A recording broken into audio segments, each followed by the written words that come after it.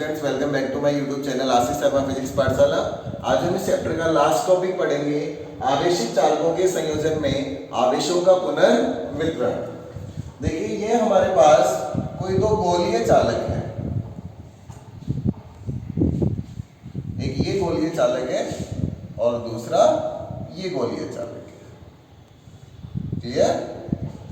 इस गोलीय चालक की जो धारिता है ये है C1, इस गोलीय चालक की जो धारिता है ये होगी हमारे पास C2। इस गोले का विभव मैंने माना है V1, इस गोले का विभव मैंने मान लिया V2। इस पर जो उपस्थित आवेश है इसका मान मैंने माना है Q1 और इसका आवेश मैंने मान लिया Q2। ये दोनों कुचालक स्टैंड हैं, ये दोनों कुचालक स्टैंड है। इसकी जो रेडियस है, वैसे रेडियस की जरूरत पड़ेगी नहीं हमें, पर फिर भी मान लीजिए ये R1 रेडियस वाला गोला है और ये R2 रेडियस वाला गोला है। ये हमारे पास दो आवेशित चालक हो गए। अब मैं चाहता हूं कि इनका संयोजन करवा दूं, तो संयोजन के लिए हम क्या करेंगे, ये एक नगण्य धारिता वाला हमने संयोजक तार लिया, नगण्य धारिता वाला संयोजक तार हमने यहां काम में लिया है। जब संयोजन हो गया तो संयोजन के फलस्वरूप देखिए क्या होगा, ये पहला गोला है, मान लीजिए ये पहला गोला है हमारा और ये दूसरे वाला गोला है। अभी ये संयोजन हो रखा है यहाँ। अब इस एक गोले से मैंने मान लिया V1 ग्रेटर देन है V2, अर्थात पहले गोले का विभव द्वितीय गोले के विभव से अधिक है। तो क्या होगा, इस गोले से आवेश का जो स्थानांतरण होता है ये हमेशा उच्च विभव से किधर होता है, निम्न विभव की ओर। आवेश जाएगा उच्च विभव से निम्न विभव की ओर। जब आवेश जा रहा है तो आवेश का स्थानांतरण तब तक होगा जब तक दोनों गोलों का विभव एक समान नहीं हो जाता है। जैसा आपने पढ़ा होगा, ऊष्मा का जो स्थानांतरण है वो तापांतर के कारण होता है। हम गर्म पानी ठंडे पानी दोनों को मिलाएंगे तो क्या होगा, गर्म पानी से ठंडे पानी की ओर ऊष्मा तब तक जाएगी जब तक पूरे पानी का तापमान एक समान नहीं हो जाता। इसी प्रकार उच्च विभव वाले गोले से निम्न विभव वाले गोले पर आवेश का स्थानांतरण तब तक होता रहता है जब तक कि दोनों गोलों का विभव एक समान नहीं हो जाता। अब क्या होगा, विभव दोनों गोलों का हो गया V, आवेश पुनर्वितरित हुआ तो इस पर मान लिया Q1 डैश है और इस पर Q2 डैश है। धारिता अब भी इसकी C1 और धारिता अब भी इसकी C2। अब हमें क्या क्या निकालना है इस स्थिति में, हमें निकालना है उभयनिष्ठ विभव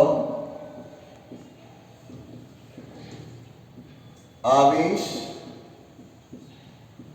एवं विभव में परिवर्तन। क्लियर है? सबसे पहले हम पढ़ेंगे उभयनिष्ठ विभव।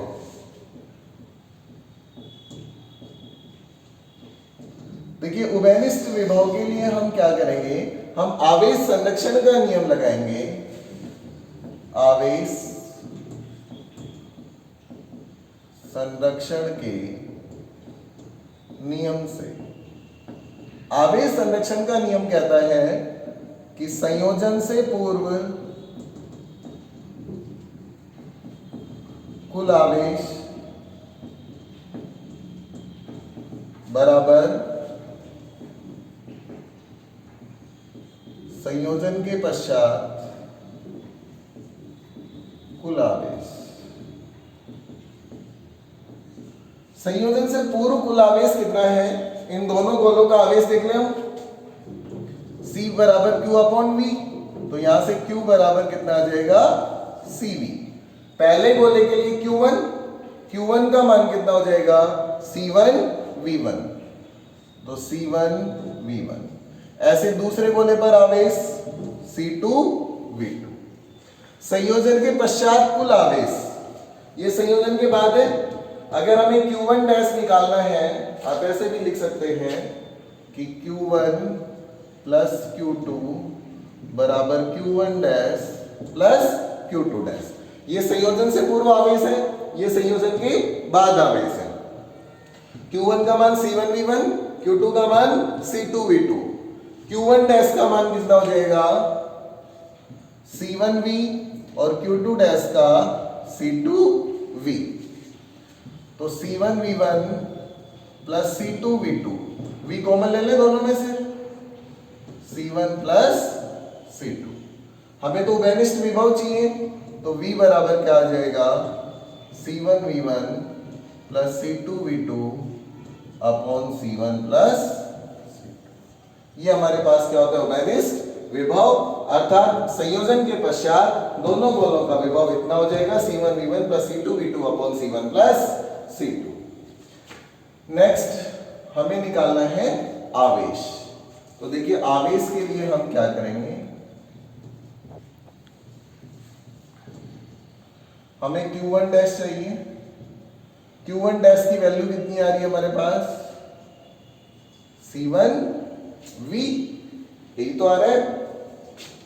तो Q1 डैश कितना आ जाएगा आपके पास C1, V की वैल्यू सब्स्टिट्यूट कर दीजिए C1V1 plus C2V2 upon C1 plus C2।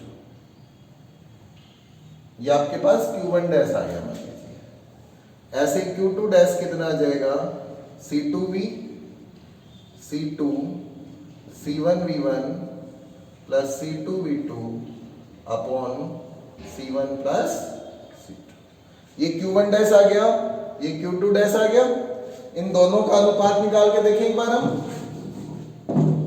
तो Q1 dash upon Q2 dash भाग दे ले इसमें, C1 into C1V1 plus C2V2 upon C1 plus C2 divided by C2, C1V1 plus C2V2 C1 plus C2।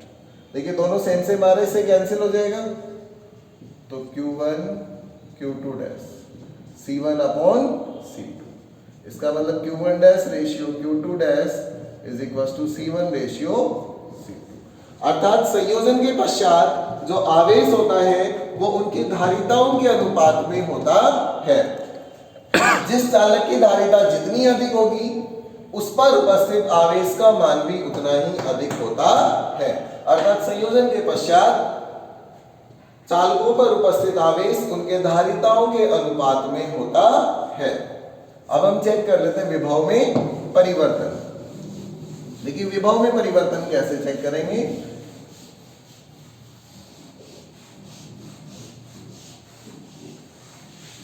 ये V का मान आ रहा है, ये हमारे काम आएगा, इसको मैं यहां लिख लेता हूं C1V1 plus C2V2 upon C1 plus C2। संयोजन से पूर्व एक का विभव अधिक है, दूसरे का विभव कम है, तो जिसका विभव अधिक है उसके विभव में कमी आएगी और जिसका विभव कम था उसका विभव बढ़ेगा। फलस्वरूप दोनों का विभव एक समान हो जाता है। मैंने मान लिया कि माना प्रथम गोले के विभव में परिवर्तन डेल V1 है, डेल V1। तो देखिए डेल V1 कैसे आएगा, हमें सब्ट्रैक्ट करना पड़ेगा। जो पहले विभव था उसमें से अब जो विभव है उसको घटा दें तो विभव में कमी आ जाएगी। डेल V1 बराबर V1 माइनस वैल्यू क्या है C1V1 plus C2V2 and C1 plus C2, यही आ गया। डेल V1 बराबर एलसीएम आ जाएगा C1 plus C2 minus C1V1 plus C2V2 upon C1 plus C2। Solve कीजिए C1V1 प्लस C2V1 मल्टीप्लाई कर लिया ना, माइनस से मल्टीप्लाई करेंगे तो C1V1 minus C2V2 upon C1 plus C2। यहाँ पे देखिए क्या आ रहा है, C1V1 प्लस का C1V1 माइनस का कैंसिल, डेल V1, इन दोनों में C2 कॉमन आ रहा है, C2 कॉमन ले लिया, V1 minus V2 upon C1 plus C2। ये तो पहले गोले के विभव में परिवर्तन है। अब हम दूसरे गोले के विभव में परिवर्तन निकालें। दूसरे गोले के विभव में परिवर्तन कितना हो, डेल V2 हो तो। अब डेल V2 कैसे आएगा भाई, इसका तो विभव बड़ा है, तो अब जो विभव है उसमें से पहले जो विभव था वो कम कर देंगे हम, तो डेल V2 बराबर, अब विभव कितना है, C1V1, V का मान रख लिया हमने ऊपर से, C1V1 plus C2V2 C1 plus C2 minus V2, ये यहां मल्टीप्लाई होगा तो क्या आ जाएगा आपके पास, देखिए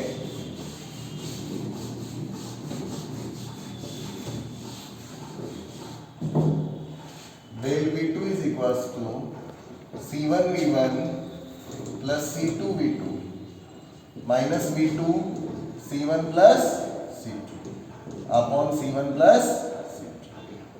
del V2 is equals to, as it is आ गया, मल्टीप्लाई करूं C1 V2, इन दोनों को करेंगे तो minus C2 V2 C1 plus C2, यहां भी C2 V2 आ रहा है, यहां भी C2 V2 आ रहा है, cancel, del V2 is equal to, इन दोनों में से C1 कॉमन ले लूं, क्या आ गया, V1 minus V2 upon C1 plus C2। Equation number second.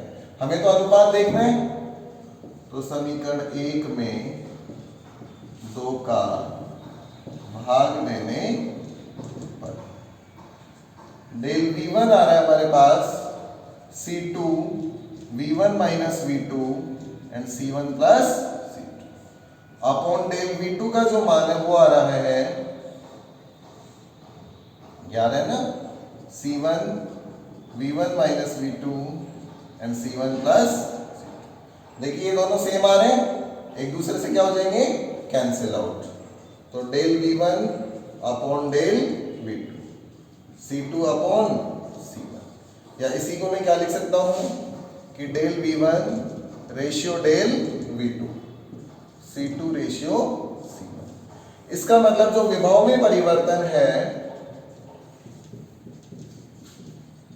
विभव में परिवर्तन